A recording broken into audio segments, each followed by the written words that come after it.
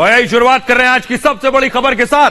दिन भर आपने सुना शिवलिंग है या फव्वारा, मैं आपको बताऊंगा आखिर है क्या। ये तस्वीरें जो आप देख रहे हैं शिवलिंग या फव्वारे पर बहस होती रही। तस्वीर विजुअल आप दिखाइए जरा, वो विजुअल आप देख रहे हैं, वो तस्वीर आप देख रहे हैं जिसे शिवलिंग होने का दावा किया जा रहा है। ये उस वजू खाने की तस्वीर आप देख रहे हैं। ये जो आप देख रहे हैं ये देखिए हौद है, हौद के अंदर शिवलिंग है। हिंदू पक्ष का दावा है जिसे संरक्षित किया जा चुका है। आइए ग्राफिक्स के जरिए आपको बताने जा रहा हूं मैं। ये देखिए, ये जो आप देख रहे हैं बीच में आपको क्या नजर आ रहा है? शिवलिंग। मस्जिद परिसर में वजू करने के लिए दरअसल तालाब है और तालाब के अंदर यह शिवलिंग मौजूद है। यह तालाब 30 फुट लंबा और 30 फुट चौड़ा है। मूव करेंगे इसे। यह तालाब परिसर के 10% हिस्से में फैला हुआ है। वजू खाने से कल पानी हटाने का काम हुआ। आगे मैं आपको बताऊंगा। हिंदू पक्ष कह रहा है ये शिवलिंग है, मुस्लिम पक्ष क्या दावा कर रहा है फव्वारा कहते हुए।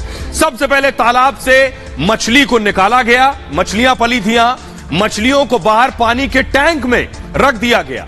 इसके बाद वजू खाने का पानी निकाल दिया गया। जितना पानी इसके आसपास भरा था सब निकाल दिया गया। करीब 10,000 लीटर पानी की निकासी की गई और वजू खाने में वजू खाने में जो मलबा था, जो काई थी, उसे निकाला गया।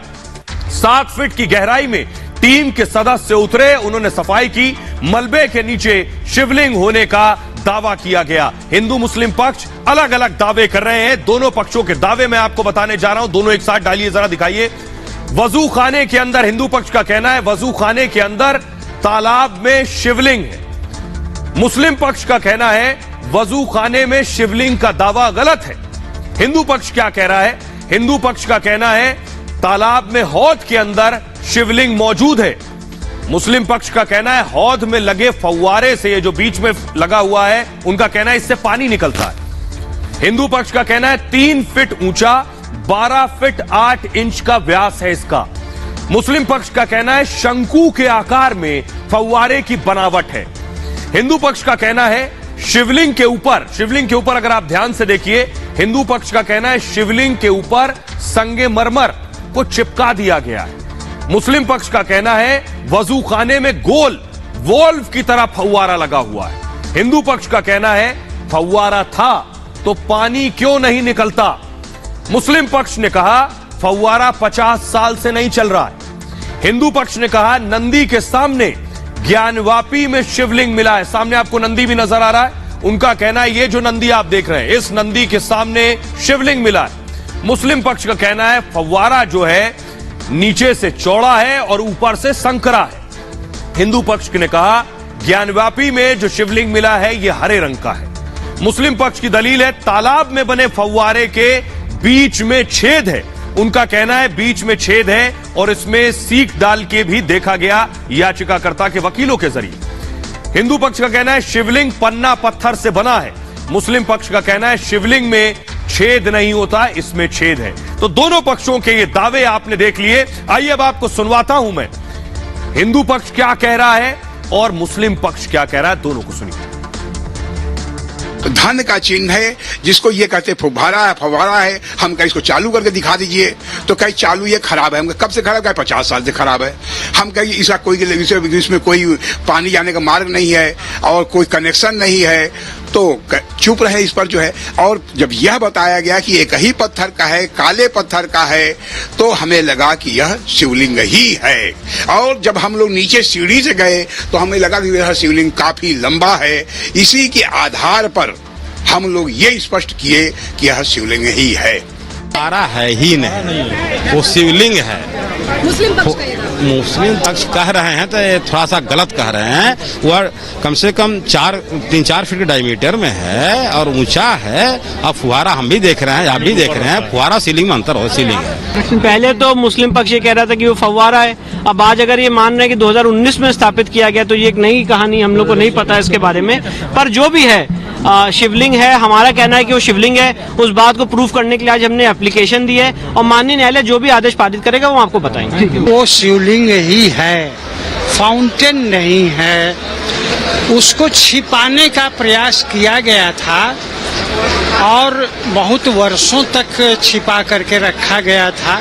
जब तक वकील कमिश्नर की रिपोर्ट केस में कोर्ट में फाइल नहीं हो जाती है तब तक उसमें शिवलिंग है कि फव्वारा है कि उसमें तालाब है कि उसमें मुसलमानों के वजू करने का पानी रखा गया है, ये सब चीजें रिपोर्ट प्रस्तुत करने के बाद मैं डिटेल इसमें रिप्लाई दूंगा। इतना अंधा कानून, इतने अंधे लोग, इतने अंधे शासन और प्रशासन जो फाउंटेन और शिवलिंग में फर्क नहीं कर पा रहा है और उस झूठी बात के ऊपर वहां पाबंदी लगाता है, इलाके को सील करवाता है। इससे बड़ा अन्याय क्या हो सकता है?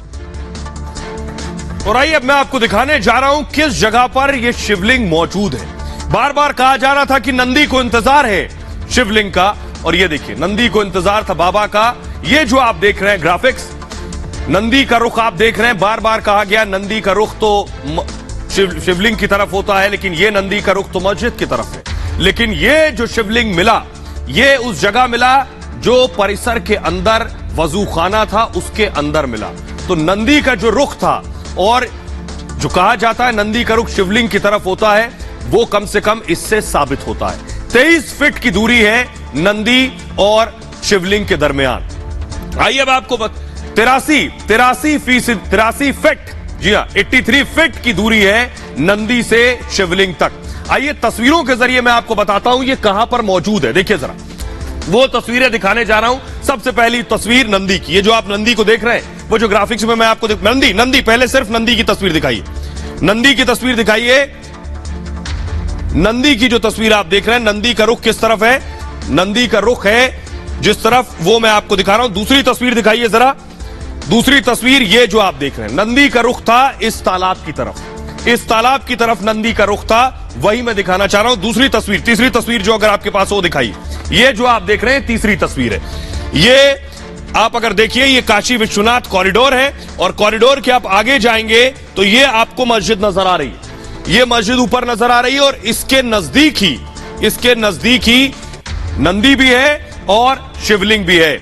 आइए मैं आपको दिखाता हूं, जो लोग ये दावा कर रहे हैं कि ये शिवलिंग जो है ये फव्वारा है, उनको मैं दिखाता हूं क्या आज तक मुगलों ने ऐसे फव्वारे बनाए हैं। सबसे पहले देखिए आगरा का ताजमहल मैं आपको दिखा रहा हूं। दुनिया के 7 अजूबों में सबसे बड़ा अजूबा माना गया। मुगल शासक शाहजहां ने अपनी पत्नी मुमताज महल की याद में इस ताजमहल को 1653 में बनवाया था।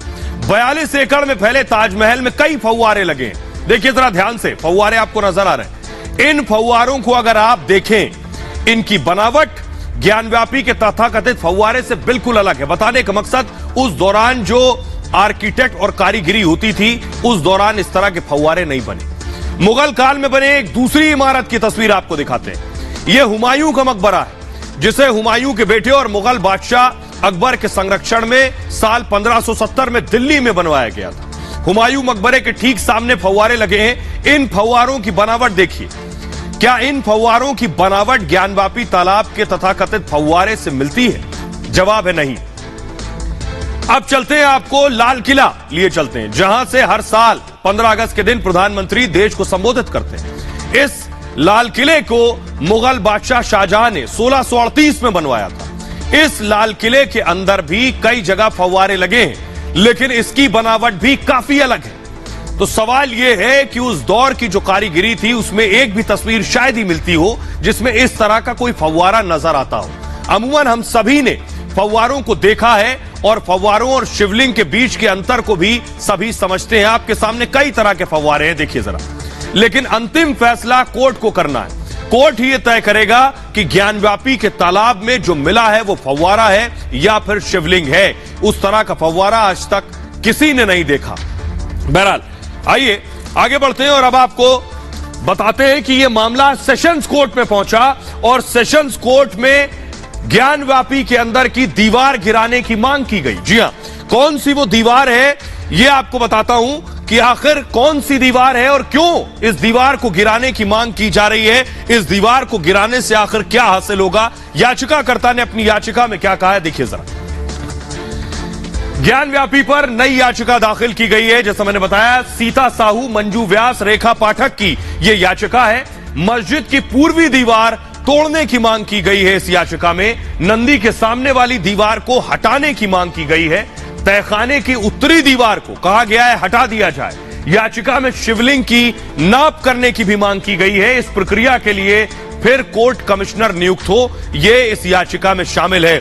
आइए अब आपको सुनवाता हूं मैं जिन्होंने ये याचिका दायर की है, याचिकाकर्ता सीता साहू। देखिए क्या कह रही है। हम लोग चाह रहे हैं कि हमारे बाबा वहाँ से आजाद हो, उनका पूरा जो शिवलिंग है वो अच्छे से जो है कि जैसे मंदिर में होता है उस तरह हो, मलबा वहाँ से साफ हो, वहाँ से दीवार हटाई जाए ताकि गौरव और शिव दोनों साथ हो। जो वजू स्थान है उसके नीचे एक रास्ता जा रहा है, वो रास्ते से जब आप नीचे जाते हैं तो ये पता चलता है कि वो टेम्पररी वहाँ पे एक दरवाजा है जो बंद है, तो उसको हमने खोलने की मांग की। उस दरवाजे को ईंटे मलबे से बंद कर रखा है, तो हमारी ये मांग है कि कमिश्नर को डायरेक्ट किया जाए कि उसको हटाएं और वहाँ पे भी कमीशन की कार्रवाई हो कि हम अपने साक्ष्य सही से कोर्ट के सामने रख पाए। जो सर्वे में दौरान शिवलिंग मिला है उसका सामने जो नंदी है उसके तहखाने के सामने जो ब्यास जी का तहखाना है उसमें मलबा भरा है। उसकी उत्तरी दीवार का शिवलिंग को ढक दिया गया है। उसको खोलकर और पूर्वी दीवार के दरवाजे खोल करके जो दरवाजा बंद किया गया है, शिवलिंग के सर्वे कराया जाए, उसकी रिपोर्ट मंगाई जाए। और ब्रैकेटिंग के अंदर पश्चिमी दीवार जो है वहाँ भी बंद है, उसको भी खोल करके किया जाए। कुआं सा दिखा है जिसके अंदर वो शिवलिंग है, क्योंकि नीचे बेसमेंट से उस पे चारों तरफ दीवार बनी हुई है, उस दीवार को हटाया जाए ताकि उसके आधार का भी पता चल सके कि शिवलिंग कहाँ तक है। प्रकरण चल रहा है, एक और याचिका जो दाखिल की गई थी उस पर भी हियरिंग चल रही है, वो दीवार तोड़ने वाली जो याचिका है उसको लेकर क्या अपडेट है सर? जी उस पर हियरिंग हुई है, लेकिन उस पर फैसला सुरक्षित रखा गया, उसके बारे में न्यायालय ने अभी कुछ कहा नहीं है। तो अगली तारीख पर फैसला आएगा? जी अगली तारीख पर फैसला आएगा। अभी दोनों पक्षों को सुन करके ऑर्डर रिजर्व है। और आइए अब आपको बताते हैं, इसके अलावा उत्तर प्रदेश सरकार ने भी आज कोर्ट में एक याचिका लगाई। यूपी सरकार ने क्या कुछ कोर्ट में कहा है, वजू खाने को लेकर और टॉयलेट को लेकर क्या कहा गया है जो ज्ञानव्यापी के अंदर मौजूद है, आपको बताऊं। सरकारी वकील महेंद्र प्रताप की यह याचिका थी, इसे मूव करेंगे आगे। सरकारी वकील महेंद्र प्रताप ने जो याचिका लगाई, वाराणसी कोर्ट में उन्होंने यह याचिका दाखिल की है। याचिका में शौचालय को, जो ज्ञानव्यापी में शौचालय उसे शिफ्ट करने की मांग की है। सील किए गए परिसर में शौचालय मौजूद है। उनका कहना है शौचालय से नमाजियों को दिक्कत की दलील दी गई है और शौचालय जाने का रास्ता बदलने की मांग की गई है। वजू के स्थान को बदलने की भी मांग की गई है, उसे भी तब्दील किया जाए। जो नमाजी नमाज पढ़ने आएंगे वो वजू कहां करेंगे, उनके लिए एक जगह बनाई जाए जहां वो वजू कर सकें। शिवलिंग की जगह से नलों को हटाने की भी मांग की गई इस याचिका में। तालाब की मछली को दूसरी जगह रखने की भी मांग की गई है और मछली के जीवन पर खतरे की दलील दी गई है कोर्ट के अंदर। आइए अब आपको सुनवाता हूं, सुनिए जरा नित्यानंद राय क्या कह रहे हैं इसमें और विष्णु जैन क्या कह रहे हैं इस मामले में, सुनिए। पहला ये उन्होंने प्रेयर किया है कि माननीय न्यायालय द्वारा जिस परिसर को सील करने का आदेश पारित किया गया है वह मानव निर्मित 3 फीट का गहरा तालाब है, जिसके चारों तरफ पाइपलाइन व नल लगा है, जिसका प्रयोग नमाजी वजू करने के लिए करते हैं। इस परिसर के सील होने के दृष्टिगत वजू करने के लिए पाइपलाइन को सील क्षेत्र से बाहर शिफ्ट करना आवश्यक प्रतीत होता है। सील किए, ये पहला उन्होंने कहा, मतलब ये कि नल जो लगे हुए हैं उसको सील क्षेत्र से बाहर करना सरकार को आवश्यक प्रतीत हो रहा है। दूसरा, सील किए हुए परिसर में कुछ शौचालय हैं जिनका प्रयोग नमाजी करते हैं, उनकी अन्य कोई एंट्री नहीं, तो मतलब उस सील क्षेत्र से होकर नमाजी जो शौचालय जहां जाते हैं वहां जाते हैं। तीसरा कि मानव निर्मित तालाब में पानी भरा हुआ है जिसमें कुछ मछलियां हैं, परिसर के सील बंद होने की दिशा में मछलियां भी बंद हो गई हैं, उनके जीवन को खतरा हो सकता है, अतः इन्हें स्थानांतरित करना आवश्यक। देखिए मुस्लिम पक्ष ने अपनी अपनी बातें रखी हैं, अभी हमारी इस एप्लीकेशन पे उनका ये कहना है कि अपना जवाब दाखिल करेंगे, तभी कोई ऑर्डर पास हो तो कोर्ट उनको जवाब देने का टाइम देगा और एक डेट निर्धारित करेगा जिसपे कोर्ट अपना आदेश पारित। तो आप विष्णु जैन को सुन रहे थे। आइए अब बात सेशंस कोर्ट से, यानी काशी और वाराणसी से मामला दिल्ली आ गया। दिल्ली के देश की सबसे बड़ी अदालत सुप्रीम कोर्ट में इस मामले की सुनवाई हुई। सुप्रीम कोर्ट में जो मस्जिद पक्ष है उन्होंने याचिका लगाई थी कि इस पर रोक लगाई जाए, इस सर्वे पर रोक लगाई जाए। आज सुप्रीम कोर्ट में क्या हुआ यह आपको बताता हूं, देखिए जरा। सुप्रीम कोर्ट में लंबी सुनवाई चली, यह आपके सामने ग्राफिक्स आ गया। सुप्रीम कोर्ट में क्या हुआ, मुस्लिम पक्ष ने कहा इस मामले में 3 पहलू हैं। लागू होने वाले आदेश दीवानी वाद में पारित किए जाते हैं। उनका कहना यह था कि ये जो सूट है ये दरअसल सिविल सूट नहीं, ये वर्शिप सूट है जिसमें पूजा की मांग की गई है। यह मामला पूजा से संबंधित है, यह पूछा कोर्ट ने। मुस्लिम पक्ष ने कहा दर्शन पूजा की मांग की गई थी। इसके बाद मुस्लिम पक्ष ने कहा रोज पूजा करने की मांग की गई थी। याचिका में बनारस कोर्ट में श्रृंगार गौरी की पूजा की मांग की गई थी। मुस्लिम पक्ष अपनी बात रख रहा है। कोर्ट ने इस पर पूछा, इसका मतलब यह हुआ कि मस्जिद की मौजूदा स्थिति को बदलने की मांग की गई थी। इस पर मुस्लिम पक्ष ने कहा ऐसे कोर्ट कमिश्नर की नियुक्ति नहीं होनी चाहिए। उन्होंने कहा सिविल कोर्ट के 3 आदेशों को चुनौती दी है। हमारी याचिका पर विचार के बिना ही एडवोकेट कमिश्नर तय कर दिए गए। यह बात कही, यह जाहिर तौर पर शंका पैदा करता है। मुस्लिम पक्ष ने कहा हाई कोर्ट ने सिविल कोर्ट के आदेशों पर हमारी अपील खारिज कर दी। उन्होंने कहा शनिवार और रविवार को मस्जिद का सर्वे हुआ। मुस्लिम पक्ष ने कहा दिन में कोर्ट में याचिका दाखिल की गई। उन्होंने आगे जोड़ा जिसमें कहा गया कि परिसर में शिवलिंग मिला है, यानी दिन में एक याचिका दाखिल की गई, उसमें कहा गया कि परिसर में शिवलिंग मिला है और बिना किसी सर्वे रिपोर्ट दाखिल हुए यह याचिका दाखिल हो गई। उसके बाद दूसरे पक्ष को सुने बिना ही आदेश भी पारित कर दिया गया। शिवलिंग के दावे पर उस जगह को सील भी कर दिया गया। यह मुस्लिम पक्ष की दलीलें थी। शिवलिंग के दावे पर मूव करेंगे उसे सील कर दिया गया। यह आदेश दुर्भाग्यपूर्ण है क्योंकि कोर्ट कमिश्नर ने कोई रिपोर्ट पेश नहीं की है। बिना 1991 वर्शिप एक्ट को देखे बिना आदेश पारित कर दिया गया। कोर्ट ने पूछा हम निचली अदालत को कह सकते हैं। उन्होंने सीधे सवाल किया कि आपकी याचिका प्राथमिकता के आधार पर ले, यानी ट्रायल कोर्ट में ही इस पर सुनवाई हो। मुस्लिम पक्ष ने कहा एक तरह से मस्जिद सील की गई है। कोर्ट ने कहा सर्वे का स्टेटस क्या है। इस पर पक्ष ने कहा, मुस्लिम पक्ष ने सिर्फ हिंदू पक्ष को सुना गया है। मुस्लिम पक्ष ने कहा और मस्जिद में मुस्लिमों की एंट्री पर रोक है, उस हिस्से को सील कर दिया गया है। मुस्लिम पक्ष ने कहा इस ट्रायल के आदेश और कार्यवाही पर रोक लगाई जाए। हिंदू पक्ष की तरफ से कहा गया, जो उनके वकील थे वो आज नहीं पहुंचे, हरिशंकर जैन बीमार हैं, मुझे कोई कागज नहीं मिले हैं, यह हिंदू पक्ष ने कहा। मुस्लिम पक्ष ने कहा 4 लाइन की याचिका से मस्जिद में जाने पर रोक लगा दी गई है, वो भी उसी दिन दूसरे पक्ष को सुने बिना ऐसा हुआ है। कोर्ट ने कहा हम नोटिस जारी कर रहे हैं इस मामले में। सरकार के वकील जो वहां एडवोकेट तुषार मौजूद थे, अक्सर वजू खाना मस्जिद से अलग होता है। सरकार के वकील ने कहा मैं उस जगह की स्थिति से वाकिफ नहीं हूं। उन्होंने कहा निर्देश को लेकर उसके बारे में बता सकता हूं। कोर्ट ने कहा वजू खाने को सील किया गया है। कोर्ट ने कहा वजू खाने में लोग हाथ पैर धोते हैं। सरकार के वकील ने कहा ऐसे में सबूत नष्ट किए जा सकते हैं। उन्होंने कहा कोर्ट ने उसके बाद कहा शिवलिंग कहां मिला है, उसकी जगह सही थी क्या। सरकार के वकील ने कहा कमीशन की रिपोर्ट मैंने नहीं देखी है। इसके बाद कोर्ट ने कहा निचली अदालत ने भी कमीशन की रिपोर्ट नहीं देखी थी। मुस्लिम पक्ष ने कहा मस्जिद में सील जारी रखने का आदेश हुआ है और यह आदेश पूजा की पद्धति बदलने की बात होगी। मुस्लिम पक्ष ने कहा दूसरा वजूखाने के नाम पर नमाज नहीं हो सकती है। हम चाहते हैं जहां शिवलिंग मिला है वो जगह सुरक्षित हो। मुस्लिम पक्ष ने कहा लेकिन लोगों को नमाज से ना रोका जाए। उन्होंने कहा डीएम को कहेंगे कि शिवलिंग का एरिया सुरक्षित करें और नमाज में भी कोई दिक्कत ना हो। इसके बाद कोर्ट ने कहा हम नोटिस जारी कर रहे हैं और निचली अदालत को निर्देश देना चाहते हैं कि जहां शिवलिंग मिला है उस जगह को सुरक्षित रखा जाए, लेकिन लोगों को नमाज से न रोका जाए। यूपी सरकार समेत 9 पक्षकारों को इस मामले में बाकायदा नोटिस जारी किया गया। सरकार के वकील का कहना था शिवलिंग एरिया में जाने से लोगों को रोका जाए। अगर लोग वहां गए और किसी ने पैर से छू लिया तो उसके बाद लॉ एंड ऑर्डर की समस्या हो जाएगी, यह सरकार की तरफ से कहा गया। कोर्ट ने कहा निचली अदालत की सुनवाई पर रोक नहीं है और अगली सुनवाई गुरुवार को होगी, यानी इस मामले में अगली सुनवाई परसों होगी। आइए अब आपको सुनवाते हैं सुप्रीम कोर्ट के वकील इस सुनवाई के बाद क्या कह रहे हैं। अदालत ने सारी दोनों पक्ष को सुनने के बाद इस निष्कर्ष पर पहुंचा और यह आदेश दिया कि डिस्ट्रिक्ट मजिस्ट्रेट वाराणसी को आदेशित किया जाता है कि जिस एरिया में शिवलिंग मिला है उस एरिया को प्रोटेक्ट किया जाए, वहां किसी तरह की एक्टिविटी नहीं हो और जो मॉस्क का एरिया है वहां पर नमाज अदा करने की आजादी, स्वतंत्रता बनी रहेगी मुस्लिम पक्ष का और वो नमाज अदा करते रहेंगे। तो आपने सुना सुप्रीम कोर्ट के वकील को, वो क्या कह रहे हैं, लेकिन मैं अब आपको बताता हूं।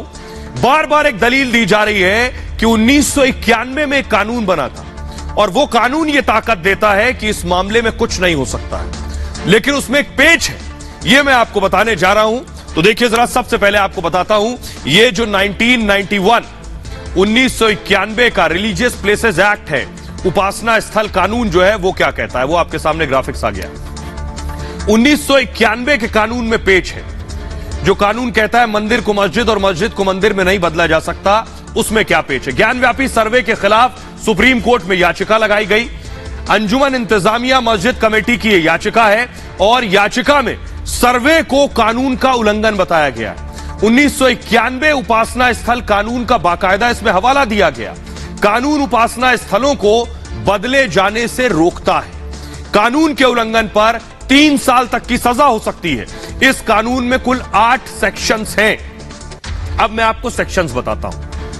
सेक्शन 3 1991 के इस कानून का सेक्शन 3 क्या कहता है? धार्मिक स्थलों में बदलाव नहीं किया जाएगा। 15 अगस्त 1947 की तरह संरक्षित किया जाएगा। इतिहास में अगर तोड़ने की बात सिद्ध होती है, फिर भी वर्तमान स्वरूप को नहीं बदला जा सकता। यानी 1947 से पहले जो स्थिति थी वो वैसी ही रहेगी। लेकिन इसी में सेक्शन 4(2) भी है, जो क्या कहता है इसे ध्यान से समझिएगा, इसी में पेच है। आजादी से पहले के विवाद पर नया मुकदमा नहीं लिखा जा सकता। धार्मिक चरित्र बदलने के लिए नया केस नहीं कर सकते हैं कि मंदिर को मस्जिद और मस्जिद को मंदिर में बदला जाए। लेकिन आजादी के बाद यानी 47 के बाद बदलाव अगर हुआ है तो फिर केस कर सकते हैं। अब यहां यही क्लेम है कि 47 से पहले या नमाज हो रही थी या पूजा हो रही थी, या मंदिर था या मस्जिद था, उस आधार पर ही आगे क्लेम हो सकता है। एक केस में कानूनी कार्रवाई भी, ऐसे केस में कानूनी कार्रवाई भी की जा सकती है। असदुद्दीन ओवैसी भी यही दलील दे रहे हैं। ओवैसी को सुनिए, जो बार बार 1991 के इस कानून का जिक्र कर रहे हैं। जब बाबरी मस्जिद का फैसला आया उस वक्त ही मैंने कहा था कि वो फैसला आइंदा इन तमाम चीजों को एक रास्ता दिखाएगा, और हम देख रहे हैं आज क्या हो रहा है। बावजूद इसके कि सुप्रीम कोर्ट ने 91 एक्ट को बेसिक स्ट्रक्चर का हिस्सा करार दिया, मगर फिर भी ये मसला है।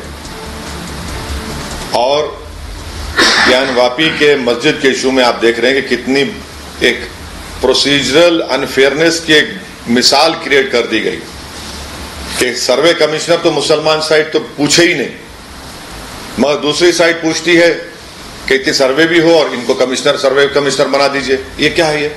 और फिर आप सर्वे कमिश्नर रिपोर्ट नहीं देता, दूसरी साइड जाकर कोर्ट को दौड़ते बोलते हैं कि बाबा मिल गए, और कोर्ट जो है मुस्लिम साइड को बगैर सुने आप कहते हैं कि उसको सील कर दो, सिर्फ 20 नमाजी जाएंगे। ये सरासर नाइंसाफी है। ज्ञानवापी मस्जिद का और इस तरह के घटनाक्रम भारतीय जनता पार्टी जानबूझ करके करती है, या भारतीय जनता पार्टी खुद होती है, या इंडिविजुअल मित्र होते उनके साथ। जैसे ट्रायल कोर्ट ने कहा है, जिस इलाके में जहां पर शिवलिंग माना गया है, जो पाया गया है, वहां पर उसकी प्रोटेक्शन होनी चाहिए। इतना अंधा कानून, इतने अंधे लोग, इतने अंधे शासन और प्रशासन, जो फाउंटेन और शिवलिंग में फर्क नहीं कर पा रहा है, और उस झूठी बात के ऊपर वहां पाबंदी लगाता है, इलाके को सील करवाता है। इससे बड़ा अन्याय क्या हो सकता है? ताजमहल और कुतुब मीनार पे कोई विषय है तो फिर भारत सरकार के अधीन है, क्योंकि ये किसी धर्म के हाथ में तो है नहीं। भारत सरकार को चाहिए कि ताजमहल और कुतुब मीनार हिंदुओं को सौंप दे। ऐसा लगता है ये एक सियासी ड्रामे का इनेक्टमेंट हो रहा है। ड्रामे के पात्र हैं, और मुझे अफसोस के साथ कहना पड़ता है कि सेशन कोर्ट भी ऐसा लगता है कि इस ड्रामे का पार्ट बन गया है। आइए अब आपको बताने जा रहे हैं, बहुत कम लोग जानते हैं कि आखिर काशी के साथ क्या क्या क्रूरता हुई है। कौन कौन आया है काशी को तबाह करने के लिए, लेकिन हर बार नाकाम रहा। देखिए जरा, ग्राफिक्स के जरिए मैं आपको बता रहा हूं। काशी मुस्लिम शासकों के निशाने पर रही लंबे वक्त तक। 1194 में मोहम्मद गौरी ने मंदिर तोड़ा आकर। उसके बाद काशी वालों ने खुद इसका जीर्णोद्धार किया। उसके बाद 1447 में जौनपुर के सुल्तान ने फिर मंदिर तोड़ा। महमूद शाह ने इस मंदिर को तोड़ा। उसके बाद 1585 में राजा टोडरमल ने दोबारा इसको बनवाया। 1632 में शाहजहां ने भी काशी में अपनी सेनाएं भेजी। मंदिर तोड़ने के लिए शाहजहां ने सेना को भेजा। हिंदुओं ने विरोध किया तो सेना को लौटना पड़ा। शाहजहां की सेना ने 63 मंदिर तहस नहस कर दिए। 1669 में औरंगजेब ने सूबेदार अबुल हसन को भेजा। 8 से 9 अप्रैल को काशी का मंदिर तोड़ने के लिए भेजा गया। सितंबर में अबुल हसन को औरंगजेब का पत्र, औरंगजेब को पत्र लिखा, चिट्ठी में लिखा था मंदिर तोड़ दिया गया है, मंदिर पर मस्जिद बना दी गई है, यह भी लिखा था। कहते हैं कि मंदिर जल्दी जल्दी तोड़ा गया, इसलिए मंदिर के गुंबद को मस्जिद बना दिया गया। जल्दबाजी में ही नंदी वहीं पर रह गया। शिव का अर्घा शिवलिंग नहीं तोड़ा जा सका। जो आज आपके सामने ये बात खुद कौन कह रहा है आपको सुनवाते हैं। काशी विश्वनाथ के जो महंत हैं कुलपति तिवारी, उनको सुनिए। का आक्रमण इतना क्रूर था कि औरंगजेब के जमाने लोग बताते हैं कि मुगल जितने भी क्रूर शासक थे बड़े ही ज्यादा शिवद्रोही, हिंदू धर्म विरोधी थे, जबकि ये थे सनातन धर्म के ही वंशज। लेकिन खैर उस समय जो उनकी मनोदशा थी, वो जो भी करते थे उनको भगवान जो है जो भी गए, जो भी कृत्य किए उसका फल तो भगवान को मिल ही रहा है। आज हमारे इष्ट को जो है सरूद है और दुनिया अदालत न्यायालय जो सबसे बड़ा सुप्रीम अदालत है वो जानता है ये शिवलिंग है। और आइए खबरों में आगे बढ़ते हैं। बात हो गई ज्ञानवापी की। यही दावा अब मथुरा की शाही मस्जिद को लेकर किया जा रहा है। मथुरा मस्जिद बंद करने की मांग हो रही है। तस्वीर दिखाइए जरा। यह है मथुरा की शाही मस्जिद और ठीक सटी हुई है कृष्ण जन्म स्थान से, कृष्ण मंदिर से सटी हुई है मथुरा की यह शाही मस्जिद। इसे जरा फुल स्क्रीन लीजिए, उसके बाद मैं दिखाऊंगा महेंद्र प्रताप। ये जो जगह है, ये कौन सी जगह है? ये कृष्ण मंदिर से सटी हुई आप देख रहे हैं। दावा किया गया कि इस मस्जिद को सील कर दिया जाए। दावा किया गया कि मस्जिद के जो अंदर ऐसी जगह है जहां पर कृष्ण का जन्म हुआ। इस दावे में क्या है? दावे में कि मथुरा विवाद लगातार और गहराता जा रहा है। आपको बताऊं, पहली बात, अब सिविल कोर्ट में एक नई अर्जी लगा दी गई है। अर्जी में कहा गया है, यह अर्जी महेंद्र प्रताप सिंह की ओर से दी गई है। इस अर्जी में है जिसमें शाही ईदगाह मस्जिद को सील करने की मांग की गई है। कोर्ट ने इस पर 1 जुलाई को सुनवाई की तारीख मुकर्रर की है।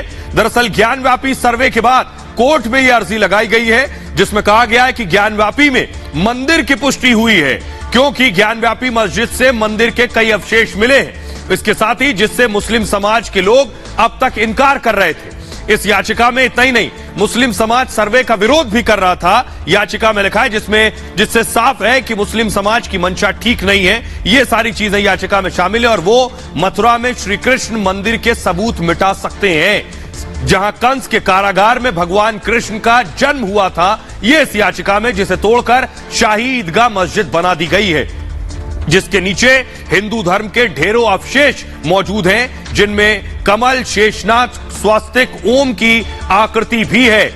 कई अवशेष को मुस्लिम समाज ने मिटा दिया है और कई को मिटाने का प्रयास कर रहे हैं। ये इस याचिका में, ऐसे में कैरेक्टर ऑफ प्रॉपर्टीज चेंज हो जाएगा, इसलिए कोर्ट इसकी सुरक्षा सुनिश्चित करे।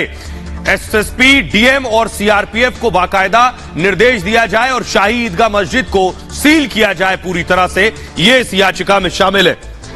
आइए मैं आपको दिखाने जा रहा हूं कि आखिर कैसे इस मस्जिद को सील करने की मांग की जा रही है, मस्जिद को हटाने की भी मांग की जा रही है। अगला ग्राफिक जो मैं आपको दिखाऊंगा, ये तो सील की बात हो रही थी, कहा जा रहा है मस्जिद को हटा भी दिया जाए।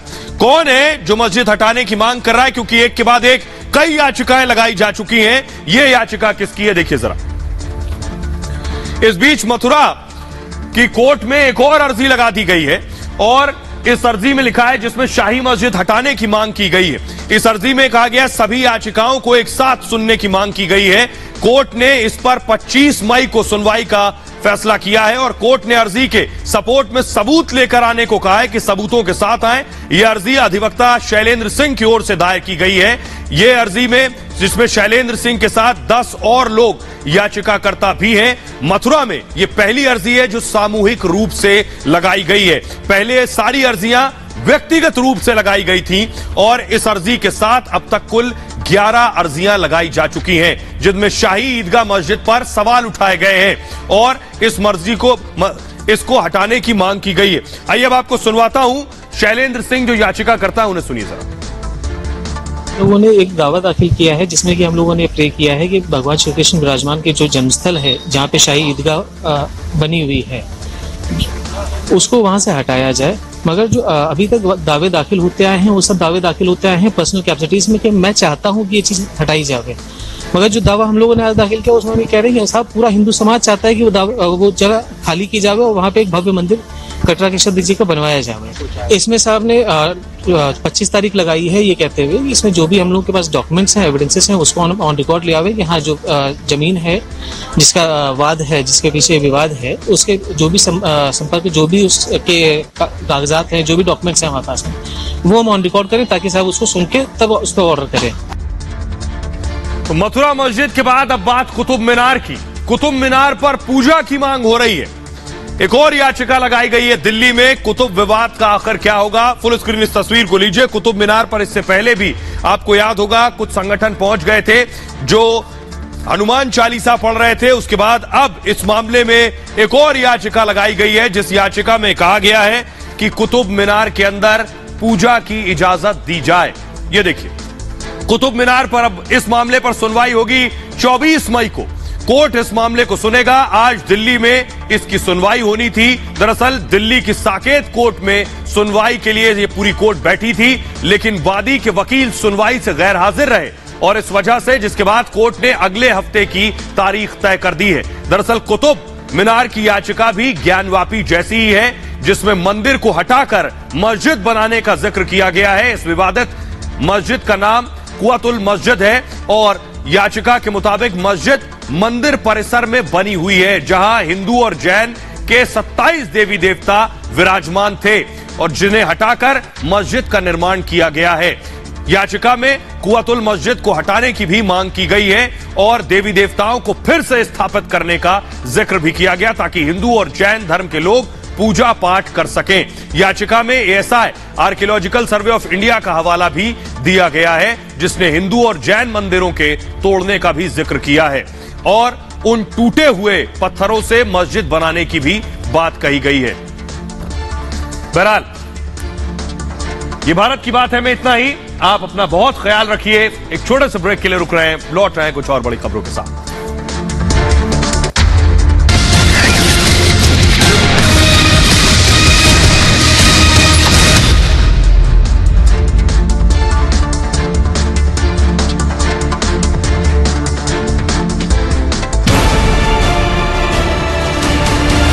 पूछिए अर्नब तुम्हारे लिए पहले क्या आता है, तुम्हारा धर्म या राष्ट्र धर्म? और मैं कहूंगा मेरे लिए भारत पहले आता है, राष्ट्र धर्म पहले आता है।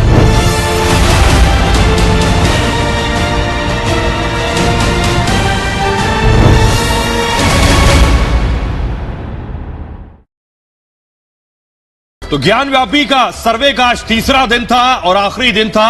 आपको बताऊं कि सर्वे आज आखिरी दिन पूरा हुआ और सर्वे की शुरुआत कैसे हुई यह बड़ी चीज है। जब टीम पहुंची तो जो तालाब था जहां वजू किया जाता है, कल उस पर जरूर आमने सामने आ गए थे दोनों पक्ष, लेकिन आज उसका पानी निकाला गया। जब पानी निकाला गया तो नीचे दावा किया गया कि शिवलिंग मौजूद था और शिवलिंग को देखते ही वहां हर हर महादेव के नारे लगने लगे। जरा रिपोर्ट देखिए।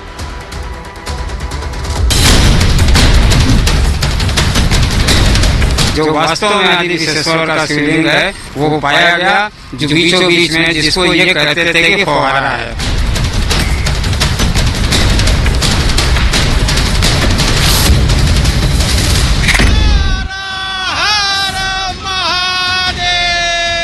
तीसरे दिन का सर्वे पूरा हुआ और इसके बाद बहुत बड़े दावे सामने आए। हिंदू पक्ष की ओर से दावा किया गया कि ज्ञानव्यापी में शिवलिंग मिल गया है, बाबा मिल गए हैं। सर्वे टीम का हिस्सा रहे सोहनलाल आर्या ने संकेत दिए थे कि ज्ञानव्यापी में शिवलिंग मिला है। यह कहा गया कि नंदी को जिसकी तलाश थी वो बाबा मिल गए। जैसे ही वह समय आया, मस्जिद प्रांगण हर हर महादेव के नारों से घोषित हो गया।